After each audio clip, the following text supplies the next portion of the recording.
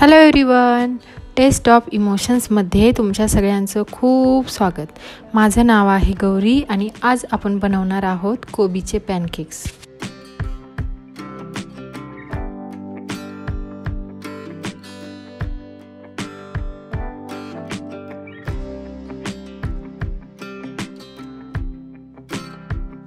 Pancake बनवण्यासाठी मी कोबी, 2 मोठे कांदे, थोडासा पालक आणि कोथिंबीर चिरून घेतली आहे.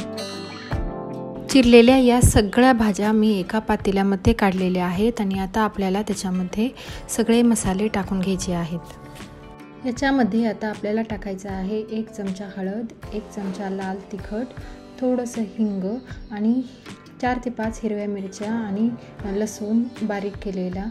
त्यानंतर टाकायचा आहे 1 चमचा गरम मसाला आणि 1 चमचा आमचूर पावडर टाकायचे आहे आणि त्यामध्ये आपल्याला 2 चमचे पांढरं तीळ टाकायचं आहे. आता याच्यामध्ये मी 3 मोठे चमचे बेसन पीठ टाकलं आहे आणि त्यानंतर आपल्याला 1 चमचा कॉर्नफ्लोअर टाकायचं आहे. आता मी त्याच्यामध्ये चवीपुरतं मीठ टाकलेलं आहे. त्यानंतर आपल्याला थोडंसं पाणी टाकून ते मिक्स करून घ्यायचं आहे.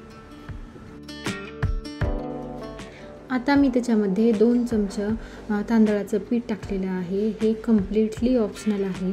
तांदळाचं पीठ आणि कॉर्नफ्लोअर टाकल्यामुळे आपले पॅनकेक खूप क्रिस्पी होतात. आता आपल्याला गरम तेलामध्ये हे पॅनकेकचं बॅटर टाकून छान पॅनकेक्स बनवून घ्यायचे आहेत आणि दोन्ही साईडनी गोल्डन ब्राऊन होईपर्यंत भाजून घ्यायचे आहेत.